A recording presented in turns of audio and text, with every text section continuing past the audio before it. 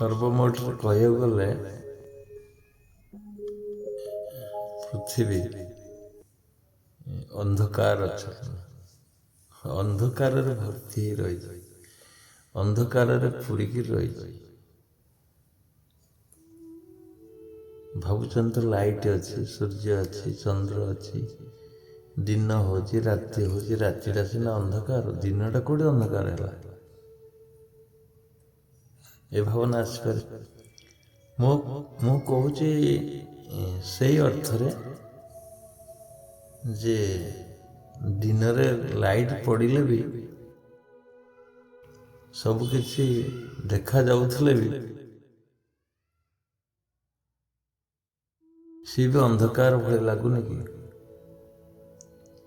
ଯେମିତିକି କୁଆଡ଼େ ଯିବି, କ'ଣ କରିବି,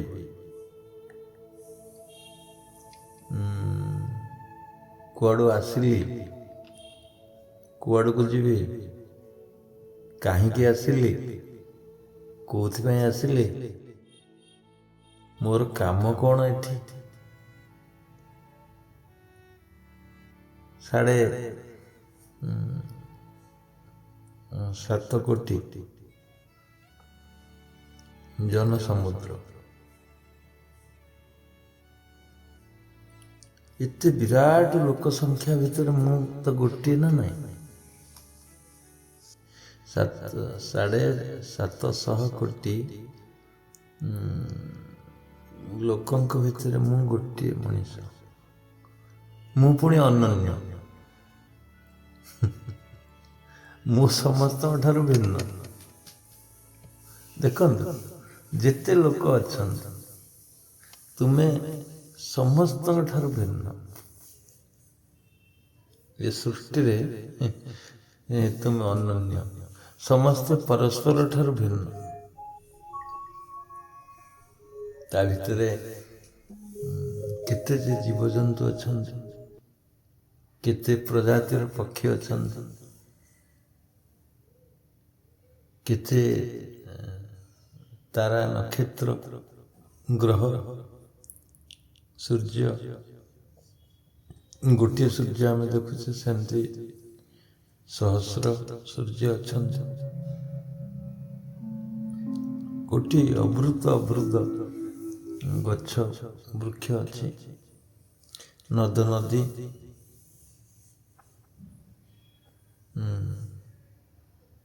ଆଲୋକ ଅନ୍ଧାର, ଆଲୋକ ଅଛି ପୁଣି ଅନ୍ଧାର ବି ଅଛି।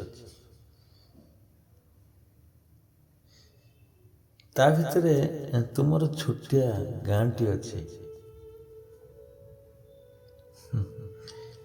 ସେ ଗାଁରେ ଛୋଟିଆ ପରିବାରଟି ତୁମର, ଆଉ ସେ ଛୋଟିଆ ପରିବାର ଭିତରେ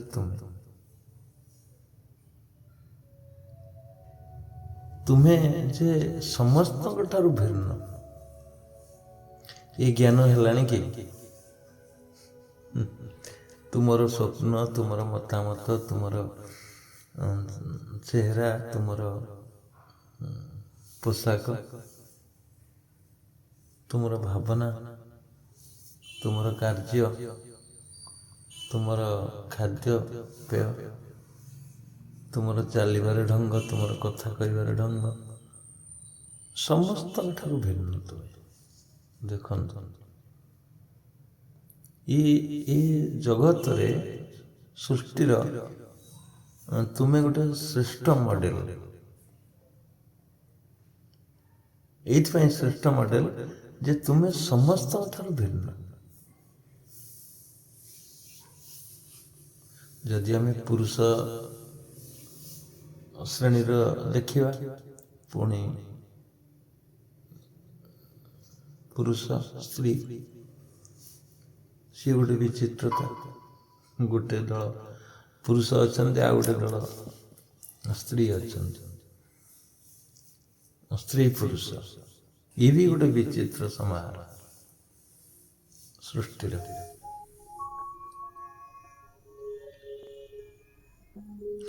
ଯେତେବେଳେ ଏତେ ଗୁଡ଼ିଏ ଜିନିଷ ତୁମ ମନ ଭିତରକୁ ଆସିବ, ତୁମ ଘରଟି ଅଛି, ସଂସାର ଅଛି, ତୁମର ଖାଦ୍ୟପେୟ ଆବଶ୍ୟକତା ଅଛି, ପୁଣି କାର୍ଯ୍ୟର ଆବଶ୍ୟକତା ଅଛି, ନିଦ୍ରାର ଆବଶ୍ୟକତା ଅଛି, ରହିବା, ଖାଇବା, ଶୋଇବା, ଏ ସବୁର ଆବଶ୍ୟକତା ଅଛି।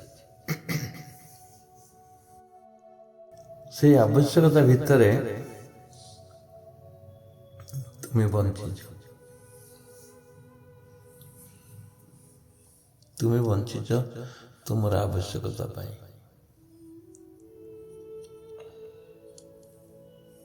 ଆଉ ତୁମକୁ କିଛି ଜାଗା ମଧ୍ୟ ଦିଆଯାଇଛି ପ୍ରକୃତିର ବଣ୍ଟନ ହିସାବରେ, ନୁହେଁ କି? ତୁମକୁ କିଛି ଜାଗା ଦିଆଯାଇଛି, ମଧ୍ୟ ମିଳିଛି। ପୁଣି ଆହୁରି ବିଚିତ୍ରତା କ'ଣ ନା ତୁମେ ଜନ୍ମ ନେବାର ବିଚିତ୍ରତା। ଯେଉଁ ସିଷ୍ଟମ ତୁମେ ଜନ୍ମ ନେଲ ସିଏ ବି ଅନ୍ଧକାରମୟ ଅବସ୍ଥା, ଅନ୍ଧକାରରୁ ଆଲୋକକୁ ଆସ।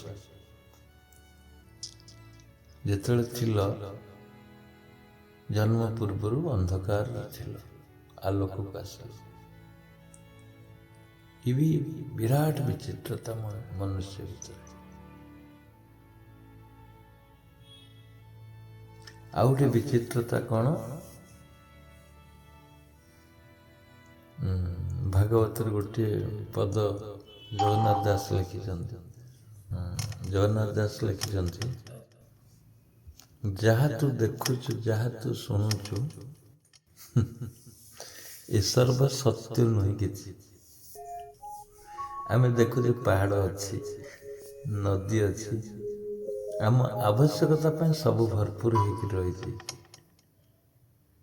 ରାତି ହେଇଯାଉଛି, ଦିନ ହେଇଯାଉଛି। ଯେମିତି ଆମ ଘରେ ସୁଇଚ୍ ମାଇଲେ ବଲ୍ବ ଜଳୁଛି, ପୁଣି ସୁଇଚ୍ ବନ୍ଦ କରିଦେଲେ ଅନ୍ଧାର ହେଇଯାଉଛି। ସେମିତି ପୃଥିବୀ ପୃଷ୍ଠରେ ଗୋଟେ ଲାଇଟ୍ ଅଛି, ତାକୁ ଏକ ପ୍ରକାର ଲିଭେଇ ଦିଆହେଉଛି, ପୁଣି ଏକ ପ୍ରକାର ଜଳେଇ ଦିଆହେଉଛି। ଛୋଟ ଲାଇଟ୍, ସେ ବଡ଼ ଲାଇଟ୍। ଆମେ ଡିବି ଲାଇଟ୍ରେ କାରବାର କରୁଛେ, ବା ଏବେ ଆଧୁନିକ ଯୁଗରେ ବଲ୍ବ। କିନ୍ତୁ ଗୋଟେ ବିରାଟ ଲାଇଟ୍ ଅଛି, ଦେଖନ୍ତୁ ଉପରେ।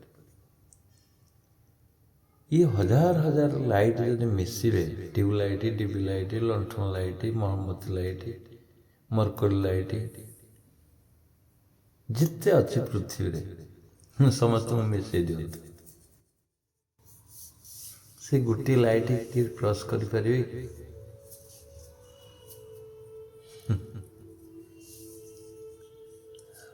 ଯେତେ ଲାଇଟ୍ ଅଛି, ସେ ଗୋଟିଏ ଲାଇଟ୍ ସମତୁଲ କେହି ହେଇପାରିବେନି। ତୁମେ ଯେତେ ଲାଇଟ୍ ତିଆରି କର, ତେଣୁ ପରମାତ୍ମାର ରୂପ ଯଦି ଦେଖିବାକୁ ଅଛି, ତାହେଲେ ସୂର୍ଯ୍ୟଙ୍କୁ ଟିକେ ମନେ ପକାଅ। ପରମାତ୍ମାର ରୂପ ଯଦି ଦେଖିବାକୁ ଅଛି, ସୂର୍ଯ୍ୟର ରୂପ ଦେଖ।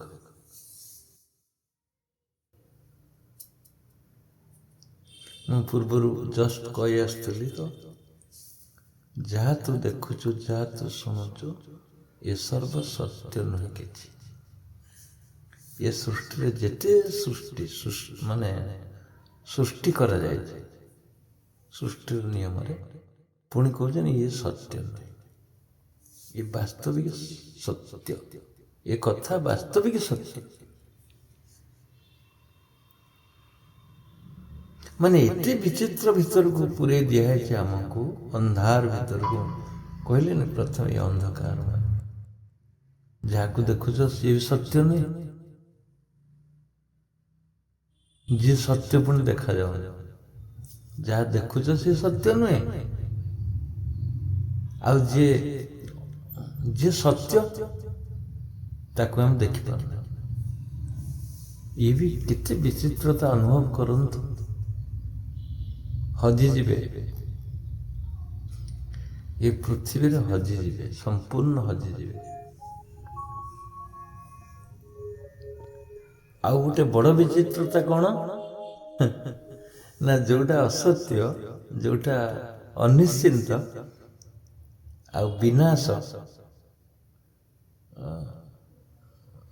ଆଉ ତାର ସତ୍ୟ କିଛି ନାହିଁ, ଆମେ ଏତେ ମାତ୍ରାରେ ସେଥିରେ ଜଡ଼ିତ ହେଇଯାଇଛେ ବା ହେଇଯାଉଛେ, ତାକୁ ସେଠୁ ଓହରି ଆସିବା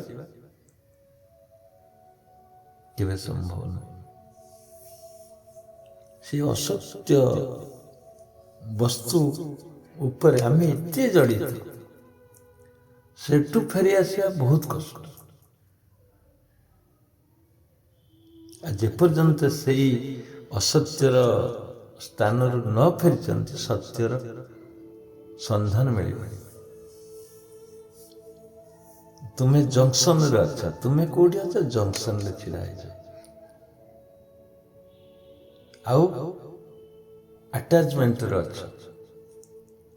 ପୃଥିବୀର ସାରା ବିଶ୍ୱ ବସ୍ତୁ ଉପରେ ତୁମେ ଆଟାଚମେଣ୍ଟ। ତମକୁ ଯଦି ସୂର୍ଯ୍ୟ ଦିଆଯାଏ ବି ତୁମେ ନେଇ ଆସିବ, ଚନ୍ଦ୍ର ଯଦି ମିଳିଯାଏ ବି ତୁମେ ନେଇ ଆସିବ। ପିଲାବେଳେ ଯେମିତି ଆମକୁ କହୁନଥିଲା ଜହ୍ନ ମାମୁଁ ସରଗ ଶଶୀ, ମୁକାନୁ ହାତରେ ପଡ ଖସି। ମାନେ ଭୁଲେଇକିରି ଯୋଉ ମା ମାନେ ତୁମକୁ ଖୋଇ ଦଉଥିଲେ, ଗୀତ ଗାଇକିରି ତୁମକୁ ସାନ୍ତ୍ୱନା ଦଉଥିଲେ, ନା ଜହ୍ନ ମାମୁଁ ଆସିବ ନା ତୁମ ହାତରେ ପଡ଼ିବ। କିନ୍ତୁ ଯେତେବେଳେ ବାସ୍ତବ ଜ୍ଞାନ ହଉଛି, ସେତେବେଳେ ମଧ୍ୟ ତୁମେ ଖୋଜୁଛ ଏ ଜହ୍ନ ମୋର ହେଇଯାନ୍ତାନି କି, ପୃଥିବୀ ମୋର ହେଇଯାନ୍ତାନି କି, ସୂର୍ଯ୍ୟ ମୋର ହେଇଯାନ୍ତାନି କି।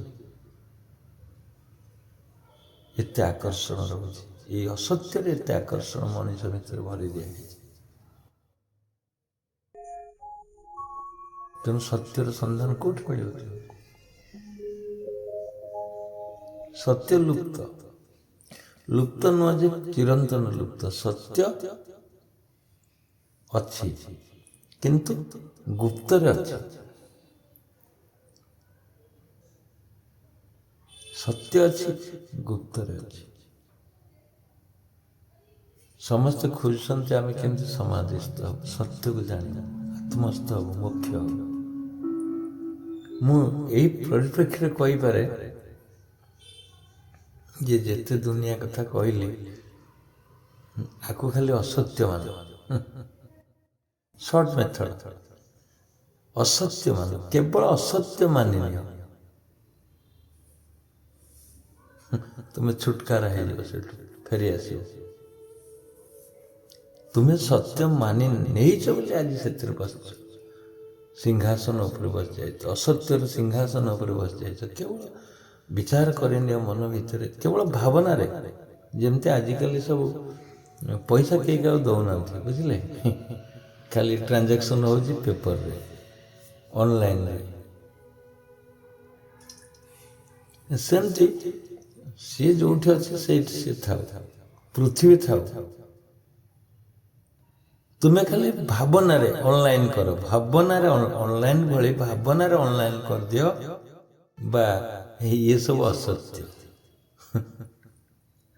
ଇଏ ସବୁ ଅସତ୍ୟ।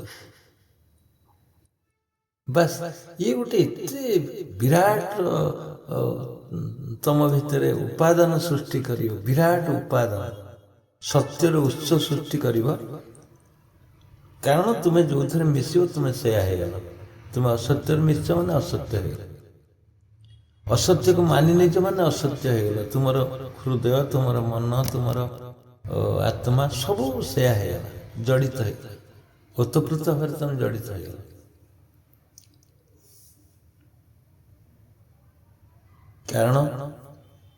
କାରଣ କେମିତି ଆମେ ବୁଝିବା, କେମିତି ବୁଝିବା ନା ତୁମେ ଏତେ ମାତ୍ରାରେ ଜଡ଼ିତ ହେଇଯାଅ, ଜୀବନ ନଷ୍ଟ ହେଇଗଲେ ବି ସେ ଜିନିଷ ପ୍ରାପ୍ତ ହେବା ପାଇଁ ଦୌଡ଼ି ଯାଉଛ। ସେଥିପାଇଁ ତୁମେ ସେଥିରେ ଜଡ଼ିତ। ଯେମିତି ଇନ୍ଦ୍ରିୟ ମାନେ ମନ ସହିତ ଜଡ଼ିତ, ଆଉ ମନ ଇନ୍ଦ୍ରିୟ ମାନଙ୍କ ସହିତ ଜଡ଼ିତ ଓତପ୍ରୋତ ଭାବରେ। ସେମିତି ତୁମେ ଯଦି ବିଷୟବସ୍ତୁ ସହିତ ଜଡ଼ିତ ହେଇଗଲ ବା ମନ ଜଡ଼ିତ ହେଇଗଲା, ତୁମେ ବି ଜଡ଼ିତ ହେଇଗଲ।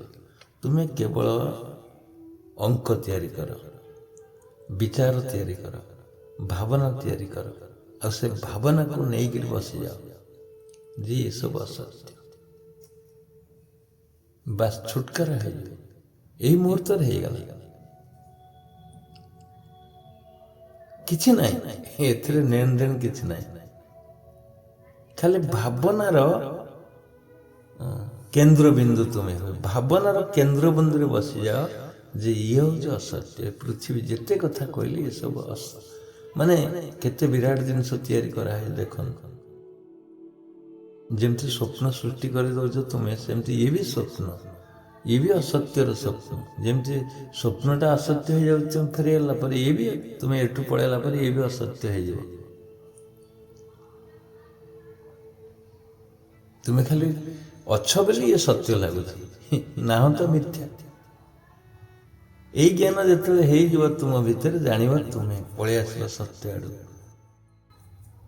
सत्यर पाखे पहुंचीगल पूरा कहीं ये सब आटाचमेंट थिला ना भावना काटिदेला ना एगुड़ा नुहे ये वास्तव असत्य वास्तव असत्य से माने ज्ञानी पुरुष मान जो मैंने अच्छा सन्थ साधु कोटी गोटे कुड़िया करके बस देख ड्रेस थे दी तीन ड्रेस थी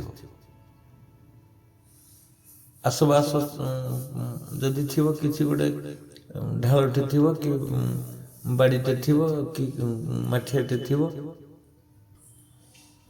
ना खाइए गोटे कौन थी गोटे बासन थी सरीगला कलाम मरीगले सर्च करागला भारत राष्ट्रपति 5000 केते टंका थिला तांको मनी पर्स डेट्स एनफ 5000 केते भारत राष्ट्रपति ड्रेस 10 हल थिला चप्पल 2 खंड थिला 2 हल किंतु तुम्हें साधारण लोक से फास्ट सिटीजन ऑफ इंडिया तांको पाखे किंतु तुम पाखे तो से ना जयललिता पाखरे केते पेयर चप्पल थिला 200 पेयर चप्पल सुना केते भरी थिला रूपा केते केते वजन केते किलो रूपा थिला माने पूर्ण भाव आटाचमेंट थी तुम्हें जड़े साधारण नागरिक फास्ट सिटीजन ऑफ इंडिया राष्ट्रपति तुम्हें साधारण नागरिक सिटीजन तुम्हें किंतु कौच मोर पहाड़ भाया संपत्ति हो तुम्हें कौच मोर सिंधुक भरपूर हो जाओ टंका मो गडरेज भरपूर हो जाओ ये आसक्तिर भाव ये वैराग्य नहीं थे तेणु जिते बड़े तुम्हें यही असत्य दुनिया केवल चेतन चिंतार चेतनार कैलकुलेशन रे काटी दियो ना तुम पाखे थिला ना रहिबो ना रही एगुरा तो नुहे तुमर ना तुम्हें माड़ी बस तुम लोभ बस तो माड़ी बस आशा करुच आकांक्षा रखुच प्रतीक्षा रखुच परोक्षार प्रतीक्षा रखुच अपेक्षार स्रोत दौड़ अपेक्षा माने ता अपेक्षा मुझे जीवी आगु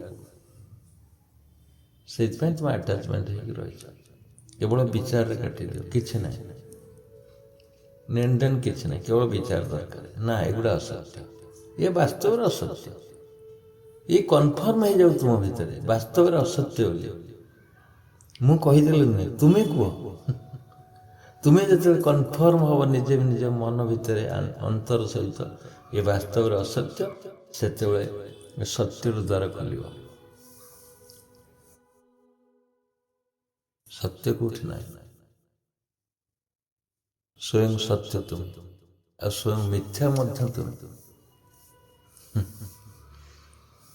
ये भी विचित्र विडंबना स्वयं सत्य तुम्हें स्वयं मिथ्या भी तुम्हें दीटांक उत्स तुम्हें रही ତୁମେ ଅସତ୍ୟ ଆଡ଼କୁ ଗଲେ ଅସତ୍ୟ ହେଇଯିବ, ସତ୍ୟ ଆଡ଼କୁ ଗଲେ ସତ୍ୟ ସ୍ୱରୂପ ହେଇଯିବ, ସଚ୍ଚିଦାନନ୍ଦ ସ୍ୱରୂପ ହେଇଯିବ।